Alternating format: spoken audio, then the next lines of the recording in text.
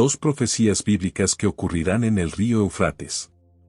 En primer lugar, el río Eufrates es el río más largo de Asia Occidental, con una longitud de más de 1.700 millas. Es uno de los ríos más históricamente significativos de la región, desempeñando un papel vital en el desarrollo de la civilización en Mesopotamia, a menudo llamada la cuna de la civilización. Junto con el río Tigris, forma los dos ríos definitorios de Mesopotamia, una antigua región en Asia Occidental entre ambos. El Éufrates se origina en las tierras altas del este de Turquía y fluye a través de Siria e Irak antes de unirse al río Tigris en el Sat al-Arab, un delta formado por la confluencia de ambos ríos que desemboca en el Golfo Pérsico. Este río también es mencionado en numerosos textos religiosos, incluida la Biblia, que lo menciona más de 50 veces. Sus aguas se han utilizado para irrigación, transporte y como fuente de energía para molinos y otras maquinarias. La Biblia contiene un pasaje que predice que el río Éufrates se secará eventualmente. Esta predicción se menciona como parte de los 7 juicios en el libro de Apocalipsis. Hay diversas interpretaciones y perspectivas sobre el libro de Apocalipsis, desde aquellos que lo temen y evitan estudiarlo hasta aquellos que son fanáticos y dedican mucho tiempo a estudiar e interpretar su contenido. Sin embargo, la predicción del Éufrates secándose sigue siendo un tema intrigante y significativo de discusión entre académicos y comunidades religiosas. Apocalipsis es el único libro de la Biblia al que se le han otorgado directamente sanciones divinas de recompensa y castigo. Por un lado, habrá una bendición especial para aquellos que lo lean en voz alta, tanto para sí mismos como para otros, y que guarden las palabras meditando en ellas y aplicándolas en sus vidas. La Biblia dice que algún día el río Éufrates se secará para dar paso a un rey. La Biblia es un libro lleno de predicciones, sus páginas contienen 735 profecías. Sobre el futuro, una predicción se encuentra en una cuarta parte de los capítulos de la Biblia, de principio a fin. Básicamente, es un texto profético, aunque algunos libros se centran más en predicciones que otros. De las 735 predicciones totales según las Escrituras, 596 de ellas se han cumplido y hecho realidad. Esto indica un alto nivel de precisión y confiabilidad en las predicciones hechas a través de las Escrituras. Es destacable que estas predicciones se han cumplido exactamente como se predijeron, validando aún más su autenticidad y credibilidad. Es realmente notable considerar que un asombroso 81% de todas las profecías bíblicas ya se han cumplido, algunas de ellas datan de siglos antes de su realización. Un porcentaje tan alto de precisión es un testimonio de la naturaleza profética del texto. No es difícil imaginar que el 19% restante también se realizará con el tiempo, considerando el impresionante historial hasta ahora. Este hecho por sí solo habla de la credibilidad y fiabilidad de la Biblia como un texto profético. La Biblia ha demostrado ser correcta en cada predicción hasta este punto en el tiempo. La mayoría de las profecías restantes se centran en el regreso real de Jesús y los eventos que ocurren después de su llegada. Según algunas interpretaciones de las profecías bíblicas, hay aproximadamente 20 predicciones que aún deben hacerse realidad antes del regreso de Jesús. Muchas personas que sostienen estas creencias están observando de cerca los eventos mundiales para ver si estas predicciones comienzan a desarrollarse. La naturaleza de estas predicciones varía según la interpretación, pero pueden incluir cosas como desastres naturales, convulsiones políticas o el surgimiento de un gobierno global. La idea es que una vez que estos eventos hayan tenido lugar, los creyentes sabrán que el tiempo está cerca para la segunda venida de Cristo. El río Éufrates se discute en Apocalipsis 16, que se considera la sección de futuro cercano del libro. Según muchas interpretaciones del texto bíblico cristiano, el libro de Apocalipsis se puede dividir en 3 eras o periodos de tiempo distintos. La primera era se cree que es el tiempo presente y se cubre en los capítulos 1 a 5 del libro. La segunda era se dice que es el futuro cercano y se cubre en los capítulos 6 a 16, mientras que la tercera era se considera el futuro lejano y se cubre en los capítulos 20 a 22. Según predicciones recientes, se espera que el río Éufrates aparezca en el futuro cercano. Aunque aún no está claro el cronograma y los detalles exactos de este evento, se cree que puede tener implicaciones significativas para las áreas y comunidades circundantes, especialmente en el contexto de los juicios de la tribulación de 7 años. Comencemos con los 7 sellos, continuemos con las 7 trompetas y terminemos con las 7 copas. Al menos podemos consolarnos con el hecho de que las circunstancias no pueden volverse más sombrías de lo que se predijo en estos capítulos. El libro de Apocalipsis en la Biblia describe una serie de eventos apocalípticos que ocurrirán antes de la segunda venida de Jesucristo. Estos eventos son conocidos colectivamente como el periodo de tribulación y se dice que están marcados por un sufrimiento intenso y destrucción. Según el libro de Apocalipsis, los juicios de la tribulación se dividirán en 3 conjuntos, los sellos, las 7 trompetas y las 7 copas. Cada conjunto de juicios traerá consecuencias cada vez más severas para la tierra y sus habitantes. Finalmente, las 7 copas se derramarán, dando lugar a eventos catastróficos como terremotos globales, oscuridad y la destrucción de Babilonia. A pesar de la gravedad de estos eventos, muchos cristianos encuentran consuelo en el hecho de que están predichos en la Biblia y creen que Jesucristo triunfará sobre el mal para inaugurar una nueva era de paz y prosperidad. El río Éufrates se seca para dar paso a los reyes del este. ¿Quiénes son los reyes del este? Este secado no es simplemente un fenómeno climático, sino que parece estar orquestado divinamente como parte de los acontecimientos que conducen al Armagedón. La identidad de los reyes del este en Apocalipsis 16:12 ha sido objeto de mucha especulación e interpretación a lo largo de la historia cristiana. El libro de Apocalipsis utiliza con frecuencia un lenguaje simbólico y sus profecías pueden ser difíciles de entender, lo que deja espacio para diversas interpretaciones. La expresión los reyes del este se ha analizado desde diversas perspectivas, incluyendo el juicio Bolt VI, la penúltima sentencia de la tribulación es el secado del río Éufrates, Apocalipsis 16:12.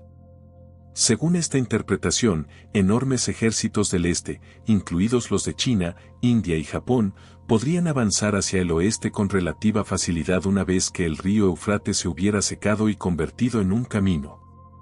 Enfrentamiento con el Anticristo. Algunas personas especulan que estos ejércitos del este se mueven hacia el oeste en respuesta a una figura global conocida como el Anticristo, que se encuentra en Europa.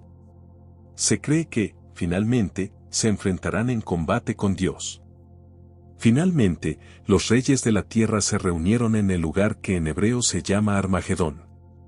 Aquí lo tenemos, el secado del Éufrates está conectado a que se avecina una gran guerra. Naciones al este del Éufrates se despiertan como importantes jugadores globales.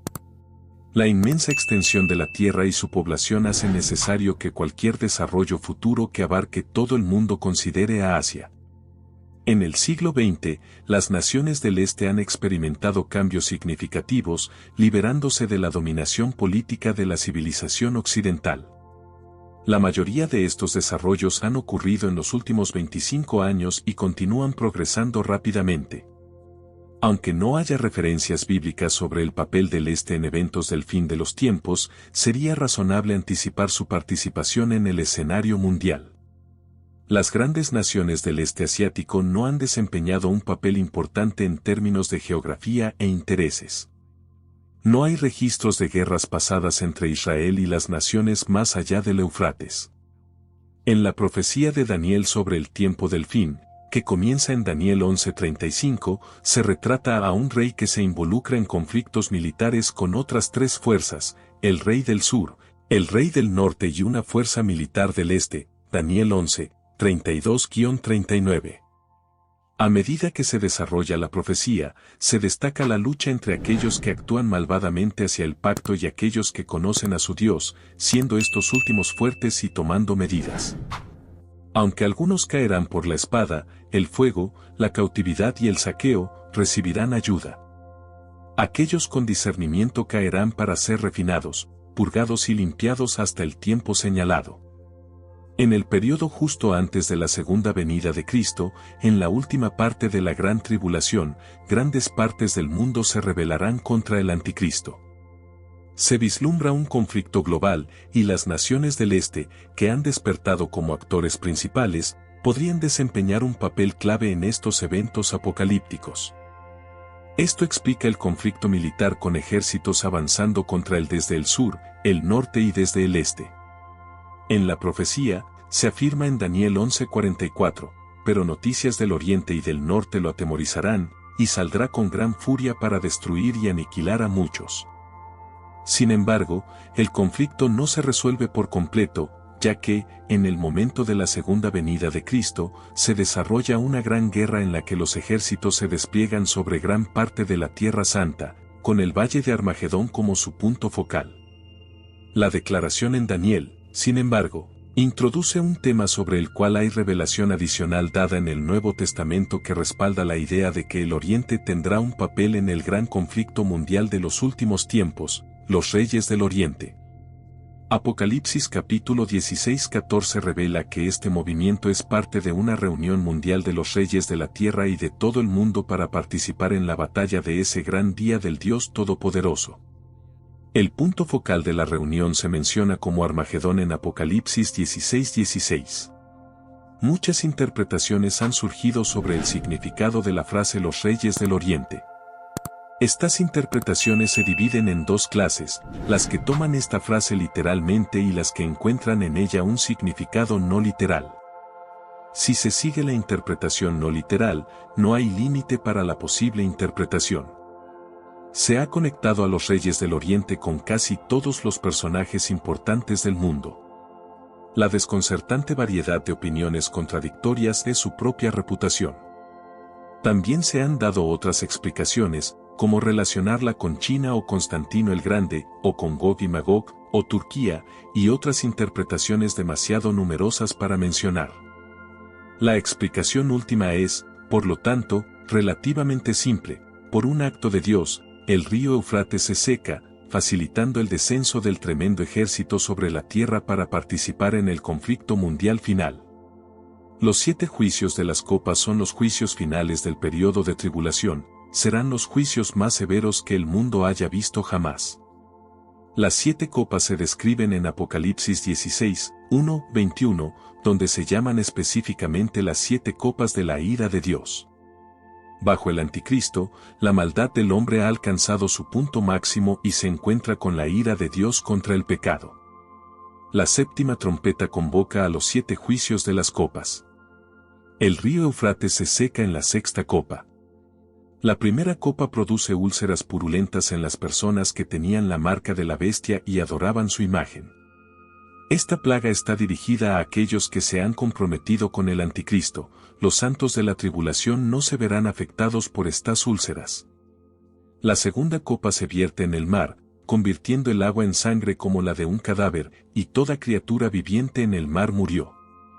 Cuando se vierte la tercera copa de la ira de Dios, también los ríos y manantiales de agua dulce se convierten en sangre. Durante la cuarta copa, el cuarto ángel derrama su copa sobre el sol, y se le permite quemar a las personas con fuego. El intenso calor los abraza. La quinta de las 7 copas hace que el reino de la bestia sea sumido en una oscuridad extraordinaria. El dolor y el sufrimiento de los malvados se intensifican. El sexto ángel vierte su copa de juicio sobre el río Éufrates. Con todas estas interpretaciones, la Biblia sugiere que el secado del río Éufrates es causado por un ángel que derrama una copa de la ira de Dios, Apocalipsis 16:12. Indica que el secado no es el resultado de razones naturales como el clima o la intervención humana, sino más bien un evento divinamente diseñado con un propósito claro: preparar el camino para los reyes del Oriente, estableciendo así el escenario para la profetizada batalla. Esta gran batalla ocurre en un lugar llamado Armagedón o Har Megiddo.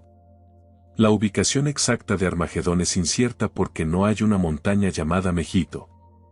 Sin embargo, dado que la palabra Har también puede significar colina, el lugar más probable es el área montañosa que rodea la llanura de Megiddo, aproximadamente a 60 millas al norte de Jerusalén. Megiddo ha sido escenario de conflictos entre numerosos ejércitos a lo largo de la historia, incluyendo los egipcios, asirios, griegos, romanos y cruzados, así como las tropas de Napoleón. Jesucristo regresará a la tierra con los ejércitos del cielo, sus pies estarán en el monte de los olivos. Él vencerá a las fuerzas del mal, arrojará al anticristo y al falso profeta al lago de fuego, Apocalipsis 19:20, atará a Satanás y establecerá su reino en la tierra por un periodo de 1000 años. En Armagedón, el Señor Jesucristo pisoteará el lagar de la ira de la furia de Dios Todopoderoso, Apocalipsis 16:19, y todas las cosas serán corregidas. ¿Por qué es importante todo esto? Porque la Biblia nos dice que estos eventos son como piezas de un rompecabezas que encajan en una imagen más grande. Estas cosas sucederán como parte del gran plan de Dios, y nos recuerda que Dios tiene el control de todo, incluso de ríos largos y del futuro. Número 2. Los 4 ángeles en el río Eufrates. Este evento describe un suceso significativo en la Biblia, que se encuentra en el libro de Apocalipsis. Un mensaje especial se encuentra en Apocalipsis 9, 14-15, que nos habla de 4 ángeles malvados atados en el río Eufrates. Estos ángeles son liberados para llevar a cabo una tarea importante de Dios, traer su juicio al mundo. Este evento tiene lugar durante la tribulación, en el río Eufrates, un río mencionado de manera significativa en la Biblia y visto como un símbolo de vida y límites. La visión comienza con el sonido de la sexta trompeta, que es una señal de que eventos significativos se están desarrollando. Está escrito: entonces el sexto ángel tocó la trompeta, y oí una voz de entre los 4 cuernos del altar de oro que estaba delante de Dios, Apocalipsis 9:13. Considera las palabras de Apocalipsis 9, 14-15, diciendo al sexto ángel que tenía la trompeta: desata a los 4 ángeles que están atados junto al gran río Eufrates. Y fueron desatados los 4 ángeles que habían sido preparados para la hora, el día, el mes y el año, a fin de matar a la tercera parte de los hombres. Esta declaración sugiere que un grupo de ángeles es liberado con el propósito de causar una destrucción extensa. Se les ha concedido permiso para destruir a 1/3 de la humanidad. No está claro si estos 4 ángeles mencionados aquí tienen alguna conexión con los 4 ángeles mencionados en Apocalipsis 7:1. Mientras podrían ser los mismos ángeles, también es posible que no lo sean. Independientemente, estos ángeles están preparados para el momento específico en que se desatará este juicio. Leemos: fueron desatados, asumiendo que se trata de ángeles malos, aunque esto podría no ser el caso. Es probable que sean ángeles malvados, pero, a pesar de todo, son instrumentos del propósito divino. Los langostas demoníacas que se detallaron anteriormente en Apocalipsis solo eran capaces de causar estragos en los seres humanos. Sin embargo, estos 4 ángeles tienen el poder de llevar a cabo una masacre a una escala sin precedentes. Estos ángeles solo se despiertan cuando Dios lo considera apropiado. Es el momento de hacerlo, y su área de acción se limita a una porción específica de la humanidad. Ejecutan la voluntad de Dios en el momento designado. El río Eufrates fue un destacado elemento geográfico en la antigua Babilonia y marcó el límite del antiguo imperio romano. Además, el Eufrates está vinculado al primer pecado, Génesis 2, 10-14, al primer asesinato, Génesis 4, 1-16, a la primera rebelión organizada contra Dios, Génesis 11, 1-9, a la primera confederación en guerra, Génesis 14:1, y a la primera descripción de la tiranía. Descripción del ejército liderado por estos ángeles, Apocalipsis 9, 16-19. El número de los ejércitos de los jinetes era de 200 millones, oí el número de ellos. Así es como los vi en mi visión: los caballos y aquellos que estaban sentados en ellos tenían corazas del color del fuego, zafiro y azufre. Las cabezas de los caballos eran como cabezas de leones, y de sus bocas salía fuego, humo y azufre. Una tercera parte de la humanidad fue asesinada por estas 3 plagas: el fuego, el humo y el azufre que salían de sus bocas. Porque el poder de los caballos estaba en sus bocas y en sus colas, ya que sus colas eran como serpientes y tenían cabezas, y con ellas hacían daño. Leemos que el número del ejército de los jinetes era de 200 millones, ¿es este número figurativo o literal? Es posible que el número no deba tomarse literalmente, sino que simplemente sugiere un ejército imposible de contar y mayor que cualquier cosa que la humanidad haya visto. Estos jinetes se describen en términos extraños y grotescos, una imagen extremadamente potente de terror, destrucción y la connotación de demonios. Leemos el ejército de los jinetes, ¿habla esto de un ejército normal o uno sobrenatural? ¿Es esta una legión de soldados humanos o un ejército de hordas demoníacas? Si lo que se describe es un ejército natural de hombres, entonces la extraña descripción podría referirse a la guerra mecanizada moderna. Es posible que Juan simplemente use las palabras a su disposición para representar maquinaria moderna, lo que hace que la historia sea extraña y aterradora. Quizás la interpretación más segura sea ver esto como un ejército literal de 200 millones de fuerzas demoníacas invadiendo la Tierra, desarrollando aún más el concepto del ejército demoníaco que se asemeja a langostas, introducido anteriormente en Apocalipsis 9, 20-21. El resto de la humanidad que no fue asesinada por estas plagas no se arrepintió de las obras de sus manos, para no adorar a los demonios e ídolos de oro, plata, bronce, piedra y madera, que no pueden ver ni oír ni andar. Y no se arrepintieron de sus asesinatos, ni de sus hechicerías, ni de su inmoralidad sexual, ni de...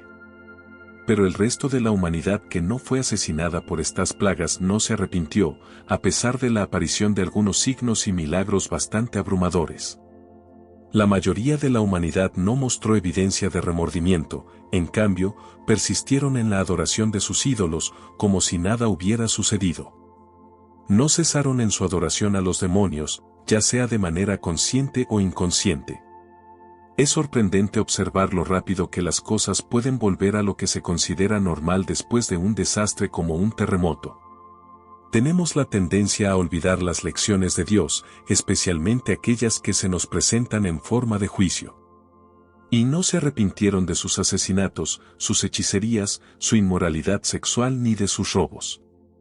Esta lista de pecados es una acusación potente contra la era en la que vivimos actualmente. La inmoralidad sexual y los robos son sin duda algunas de las características definitorias de nuestra civilización contemporánea. La conexión con los demonios surge de la interpretación de que estos ángeles podrían ser ángeles caídos o seres demoníacos debido a su misión destructiva. Los demonios son presentados como espíritus malignos y generalmente se asocian con la adoración de dioses falsos e ídolos. En el Nuevo Testamento, está claro que los demonios conocen a Jesús y le tienen miedo. Se les describe en la Biblia como espíritus malvados y rebeldes en contra de Dios y las personas. Su papel es parte de los eventos y profecías del fin del mundo descritos en el libro de Apocalipsis.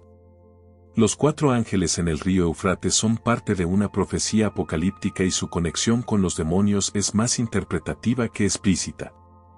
Su representación como seres espirituales maliciosos es coherente a lo largo de la narrativa bíblica. ¿Por qué Dios permite esto? La Biblia sugiere que Dios permite la existencia del mal, incluidas las fuerzas demoníacas, para cumplir un propósito mayor. En el libro de Job, por ejemplo, Dios permite a Satanás poner a prueba a Job, lo que finalmente lleva a un entendimiento más profundo y a una fe más firme en Dios. Esto se puede interpretar como Dios utilizando el mal o el sufrimiento para un bien mayor, aunque no necesariamente respaldando o creando el mal en sí mismo. Es un tema complejo que a menudo lleva a discusiones sobre el libre albedrío y la naturaleza de la soberanía de Dios. La reconciliación de la existencia del mal y el sufrimiento con la naturaleza de Dios como amoroso y justo se conoce comúnmente como el problema del mal. En la Biblia, se aborda de diversas maneras. Por ejemplo, Romanos 8:28 dice, y sabemos que en todas las cosas Dios obra para el bien de quienes lo aman, los que han sido llamados según su propósito. Esto sugiere que Dios puede traer el bien a través de. La noción de que Dios puede sacar el bien de lo malo o del sufrimiento refleja la idea de que, incluso en medio de las adversidades, hay un propósito divino más grande en juego. Además, el concepto de libre albedrío, como se ve en Génesis con la historia de Adán y Eva, sugiere que el mal y el sufrimiento a menudo son el resultado de las decisiones humanas en lugar de actos directos de Dios. La coexistencia de un Dios amoroso y justo con el mal y el sufrimiento es uno de los temas más debatidos. La historia de los 4 ángeles en el río Éufrates es una parte crucial de la visión de Juan sobre el futuro. Estos ángeles fueron especialmente elegidos y estaban listos para un momento específico para llevar a cabo una tarea importante. Esta parte de la historia es intensa y nos hace sentir un poco incómodos, mostrando cuán fuertes y severas pueden ser las decisiones de Dios. Puntos clave a considerar incluyen el significado simbólico del río Éufrates, tradicionalmente visto como un límite entre naciones y a menudo asociado con conflictos y guerras. La liberación de los ángeles marca un tiempo de grandes cambios y caos, un tema común en el libro de Apocalipsis. Reflexionando sobre este pasaje, nos enfrentamos al misterio y la profundidad del plan de Dios tal como se revela en las Escrituras. La visión de los 4 ángeles nos recuerda la omnipotencia y soberanía de Dios, que tiene el control incluso sobre las fuerzas más poderosas del universo. Esta narrativa nos insta a reflexionar sobre los temas más amplios del juicio divino, la redención y el triunfo final del bien sobre el mal. Es un llamado a la reflexión personal sobre nuestras propias vidas y nuestro lugar en el plan de Dios. Como dice Apocalipsis 13:9, si alguno tiene oído, oiga. Esto es una invitación a escuchar, comprender y responder a las profundas verdades encontradas en la palabra de Dios. En general, los 4 ángeles en el río Éufrates no son simplemente una historia del pasado, sino un mensaje vivo relevante para hoy. Esto nos invita a seguir aprendiendo y estudiar la Biblia cuidadosamente para comprender mejor. Al hacer esto, podemos conocer más acerca de las enseñanzas de Dios y encontrar ayuda para nuestra vida cotidiana. Seamos ansiosos y abiertos para aprender más y fortalecer nuestra fe.